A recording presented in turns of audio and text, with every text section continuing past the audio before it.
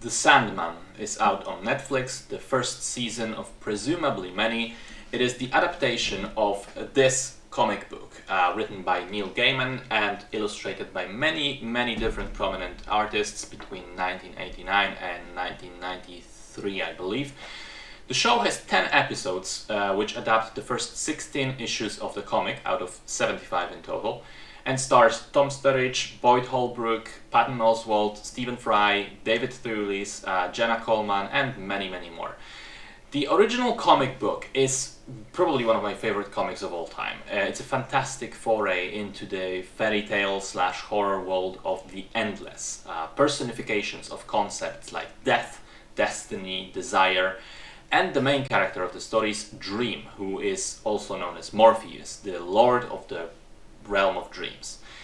It's really well written, thought-provoking, and visually striking, which made me less than hopeful for a good adaptation, especially seeing recent stuff like The Wheel of Time or The Witcher, where the second season basically butchered the source material without mercy. But having now seen The Sandman, I have to say I'm pleasantly surprised, because it's actually good. And the reason it's good is it really understands this and follows the source material quite closely, for the most part, because, of course, there are some changes made, but the spirit of it, the kind of the main gist of the stories, it's all there. I guess this is thanks to Neil Gaiman, who himself was a producer on the show, and he was apparently very involved with the production, ensuring that everything is right, and it worked. The show is very well cast and acted. It's really faithful to the comic, managing not only to tell the stories it adapts quite well, but also planting the very important seeds for the future storylines. Things like desire and the mention of the missing brother and Lyta's child and so on. And I'm sure for some viewers, those little subplots may feel like they're going nowhere, but trust me, there will be payoff later on. The visuals are very good and in some cases resemble the comic book pages quite a lot. Same goes for the writing, which often is just quoting the comic verbatim. The episodes are not exactly even. Some of them are linked into a longer storyline, and others, like episode 6, are more self-contained.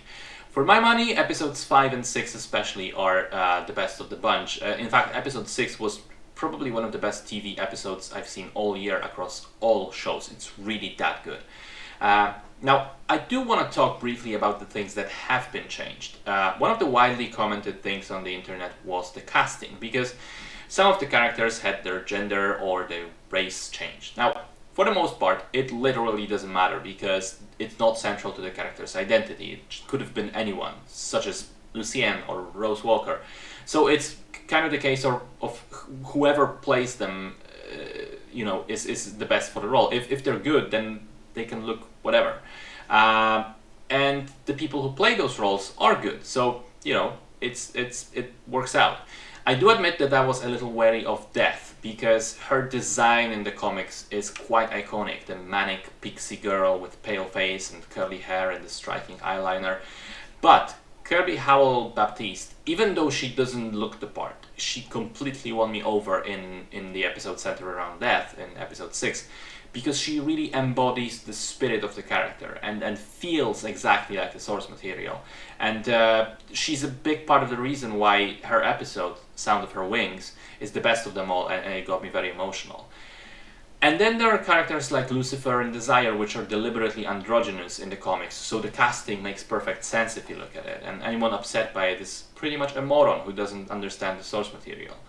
However, there are also changes in the text itself, and those, I think, don't work just as seamlessly. Having the Corinthian play a much bigger role and be the antagonist of basically the entire season, while I can see why it was done to make it more typical season of a TV show and to have a villain that was sort of ever-present throughout all of the episodes, it does feel a bit clunky, and it makes the ending to his story slightly underwhelming.